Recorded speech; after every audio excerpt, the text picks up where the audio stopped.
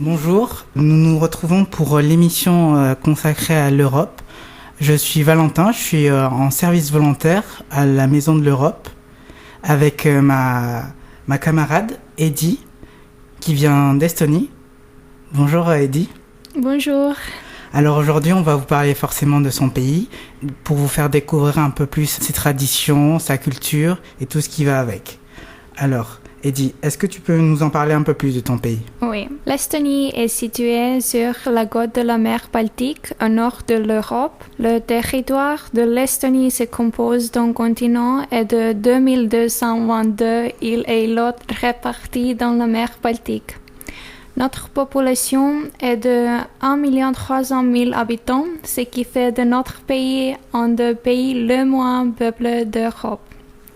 En comparaison, l'Estonie est plus grande que le Danemark, alors que sa population est de presque 6 millions d'habitants. Je sais que ton pays est assez peuplé en forêt. Est-ce que tu peux m'en parler plus ? Eh bien, près de la moitié de l'Estonie est recouverte de forêts. La forêt a historiquement nourri et offert refuge aux Estoniens. Nos ancêtres se cachaient de croisés et plus tard de l'armée soviétique dans les forêts et marécages locaux. C'est donc parce que notre nature est si mêlée à notre histoire que nous aurons toujours beaucoup de vertus.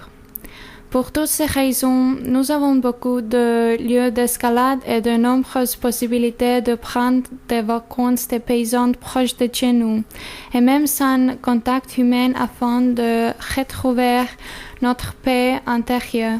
Mais bien sûr, si vous aimez passer vos vacances en ville pour profiter de notre culture, l'Estonie est tout aussi parfaite pour vous. Et aussi, je sais que ton pays, il est considéré comme la Silicon Valley européen. Oui, vous avez sûrement aussi entendu parler de notre pays comme l'Estonie, un terme communément employé pour décrire notre pays comme une des e-sociétés les plus avancées dans le monde. Les e-services estoniens entre les votes, les taxes, les business et ainsi de suite. Et concernant l'indépendance ? Pour la première fois, un comité de leaders politiques estoniens ont déclaré l'indépendance de notre nation le 24 février 1918. Puis, en 1944, les Soviétiques reprennent l'Estonie. Mais nous ne parlons pas de cette période avec vous aujourd'hui. Aujourd'hui, nous discuterons plutôt de comment nous avons repris notre pays aux Soviétiques, pourquoi les Estoniens sont appelés la nation du champ et comment l'obtention de notre indépendance fut si spéciale. Après des décennies sous l'Union soviétique, Moscou a commencé à s'affaiblir et les Estoniens, parmi d'autres nations, commencèrent à y voir une chance d'être libres. Au contraire de la première bataille d'indépendance, cette fois, les Estoniens n'ont pas eu besoin d'utiliser la force. Nous sommes devenus libres en chantant. Dès 1987, un cycle de démonstrations de masse avec des chants spontanés attira 300 000 Estoniens à Tallinn pour chanter des chants nationaux et hymnes qui étaient strictement interdits pendant l'occupation soviétique. Et pour les festivals, est-ce qu'il y en a beaucoup ? La révolution en chant dura plus de 4 ans avec différentes protestations et actes de défiance. Cela attira beaucoup l'attention à l'étranger, ce que le Parti rouge ne pouvait plus taire. En 1991, même si les tanks soviétiques ont essayé de stopper l'avancement vers l'indépendance, le Conseil suprême estonien et le Congrès proclamèrent ensemble la restauration de l'indépendance de l'État estonien et répudia la législation soviétique. Les tanks soviétiques se dirigeaient vers l'Estonie pour arrêter ce mouvement. Les Estoniens ne virent pas d'autre chance que de le bloquer avec leur propre corps. Les jeunes utilisèrent alors leur corps comme bouclier humain pour protéger les radios et stations de télévision qui nous connectaient entre Estoniens, mais aussi avec l'ouest du monde. Heureusement, les soldats virent le pouvoir de notre volonté et ne tentaient pas de se rapprocher de la chaîne humaine estonienne. Grâce à ces actions, l'Estonie regagna son indépendance sans aucun massacre. Et concernant la culture, est-ce qu'il y a beaucoup de festivals? L'une de nos plus grandes traditions est le festival de la chanson et de la danse. Le premier festival eut lieu au XVIIIe siècle, le 20 juin 1869 à Tartu. Au XIXe siècle, lorsque l'Estonie était sous l'influence de l'Empire russe, les Estoniens commencèrent à ressentir le besoin et l'urgence de se prouver à eux-mêmes d'être une nation. Et l'espoir d'un avenir meilleur commença avec ce festival. Encore à ce jour, les Estoniens se nomment souvent la nation qui chante. Maintenant, le festival annuel se tient tous les 5 ans. Il se tient toujours sur la scène du Tallinna Lauluväljak, qui fut construit en 1960. Il y a plus de 20 000 chanteurs qui chantent dans le choral ainsi que 30 000 personnes qui assistent et chantent en même temps qu'eux.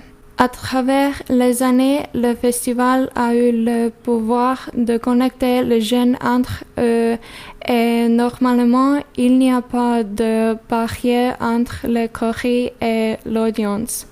Il y a aussi 2 proverbes. Le premier dit que en 1869, nous chantions pour devenir européens et le deuxième dit que pendant la révolution du chant, les Estoniens chantaient pour la liberté. Et la danse tient une place tellement importante dans le cœur des Estoniens que ça est devenu une tradition. Des milliers de personnes qui portent les habits et costumes traditionnels tandis qu'ils dansent sur des musiques folk qui ont une place importante dans notre culture. Et Eddie, pour la capitale, qu'est-ce que tu peux me dire sur Tallinn? Tallinn est notre capitale ainsi que la plus grande ville d'Estonie. Elle est divisée en 7 grandes régions: Kalamaja, Rocca al Mare, Vanalinn, Kadriorg, Nõmme, Pirita et Kesklinn. La région de Kalamaja est connue pour avoir la réputation d'hipster et est souvent capitale des hipsters en Europe. Kadriorg est un lieu où vous pouvez voir le palace Kadriorg qui a été construit après la Grande Guerre du Nord par Pierre le Grand pour sa femme Katharina. Ce palace fut aussi la résidence du premier président d'Estonie, Konstantin Päts, en 1934. Maintenant, il sert de musée d'art, le pied d'art vont du XVIe et du XXe siècle. La région de Vanalinn, la vieille ville, est la plus vieille région de Tallinn.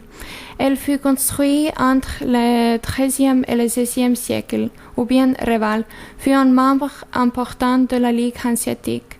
Son voisinage est entouré de maisons bigarrées qui sont à moitié cachées par des cours intérieures ainsi que des églises grandioses qui sont les plus grandes attractions touristiques.